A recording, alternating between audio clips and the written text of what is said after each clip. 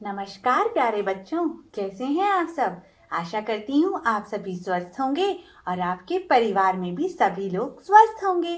तो आज आप पानी और साबुन से बार बार हाथ धो रहे हैं ना। बाहर खेलने नहीं जाना, अभी इंडोर गेम्स खेलने हैं, आउटडोर गेम्स अभी नहीं खेलने। और अपने माता पिता का कहना भी मानना है, नकाब भी जरूर पहनना है। तो आज हम क्या सीखेंगे? आज हम एक नए व्यंजन के बारे में सीखेंगे। व्यंजन स।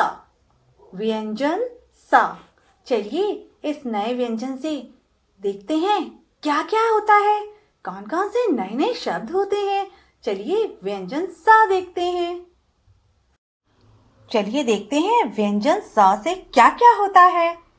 स से सर्दी। सर्दी का मौसम भी तो व्यंजन स से होता है। सर्दी में हम क्या पहनते हैं? स्वेटर। और ये क्या है? स से समोसा। स से सपेरा, जो सांप का खेल दिखाता है। स से सफेद, रंग भी तो सफेद होता है। स से सफेद।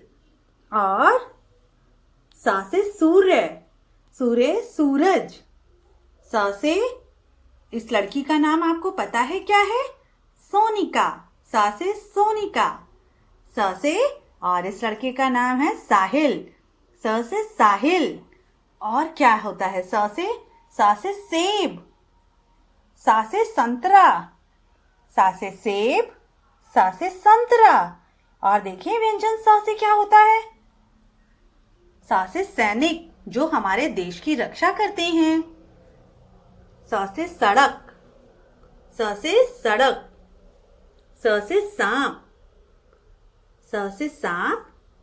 स से सांप सीढ़ी, जो सभी बच्चे खेलते हैं, सांप सीढ़ी। स से साबुन। स से साबुन। स से सितार। सितार। स से सूप। स से सूप। और क्या होता है स से? स से साइकिल। स से सरोवर। Very nice. स से सरोवर। और क्या होता है स से? स से सोना। रात को जब हम सोते हैं तो वो भी स से ही शुरू होता है। स से सोना। और क्या होता है व्यंजन स से? स से सब्जियां। स से सब्जियां। तो देखा आपने, व्यंजन स से कितना कुछ होता है। बहुत सारी चीजें व्यंजन स से शुरू होती हैं। अरे वाह, हमने व्यंजन स से बहुत सारे शब्दों को सीख लिया। चलिए अब हम व्यंजन स की एक कहानी सुनते हैं।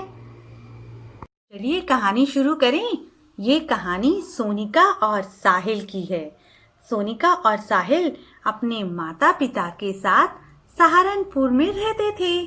सोनिका को सितार बजाना बहुत पसंद था और साहिल को साइकिल चलाना बहुत अच्छा लगता था।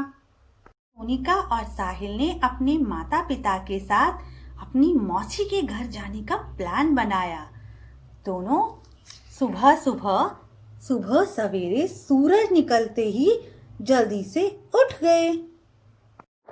माँ ने दोनों को कहा, चलिए आप दोनों जल्दी से तैयार हो जाइए। दोनों ने सफेद रंग के कपड़े पहने, क्योंकि दोनों को सफेद रंग बहुत ही पसंद था। दोनों ने रास्ते में सफर करते समय एक सांप वाला देखा, जो कि सांप का खेल दिखा रहा था। दोनों ने सांप का खेल बड़े ही मजे से देखा। जब वे अपनी मौसी के घर पहुंचे तो मौसी ने उनका बहुत अच्छे से स्वागत किया।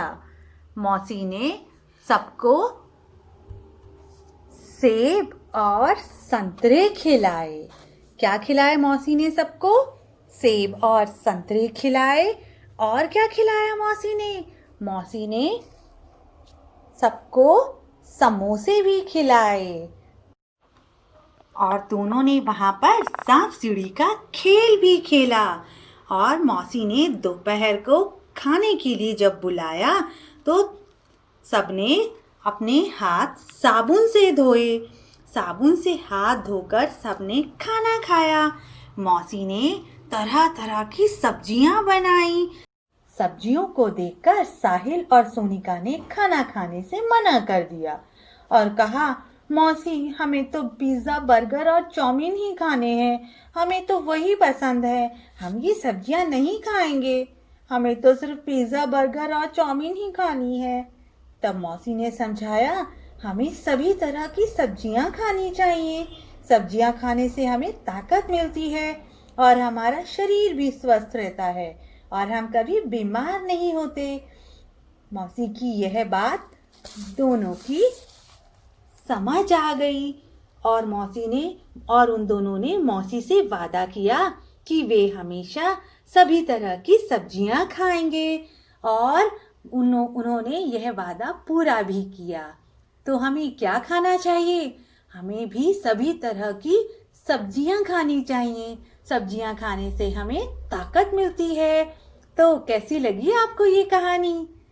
सास सोनिका और साहिल की कहानी अच्छी थी ना? हमने क्या क्या किया? हमने व्यंजन स से कितने सारे शब्दों को सीखा और व्यंजन स की कहानी भी सुनी। कहानी अच्छी थी ना हमारी? जी हाँ, चलिए अब व्यंजन स को लिखना भी सीख लेते हैं। चलिए मैं आपको व्यंजन स लिखना सिखाती हूँ। तो इस तरह से आपको अपनी उत्तर पुस्तिका में व्यंजन स लिखना है। देखिए,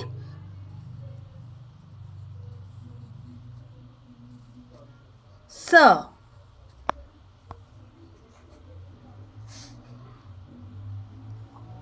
पहले आप र जैसे बनाइए,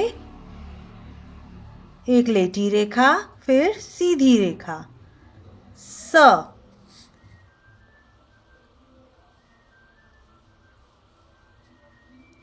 व्यंजन स।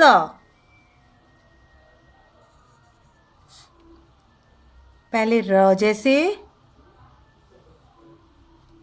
फिर लेटी रेखा, एक सीधी रेखा, ऊपर छत। क्या बन गया ये? व्यंजन स। इसी तरह से आपको भी अपनी उत्तर पुस्तिका में व्यंजन स को लिखने का अभ्यास करना है। तो हमने व्यंजन स को लिखना भी सीख लिया। अब आपको क्या करना है? व्यंजन स को लिखने का अभ्यास करना है और व्यंजन स से जो भी चित्र शुरू होते हैं आपको वो एक चित्र बनाकर उसमें रंग भी भरना है और मुझे भी भेजना भूलिएगा मत। अब हम क्या करेंगे? अब हम कुछ इंटरेस्टिंग करेंगे, कुछ मज़ेदार।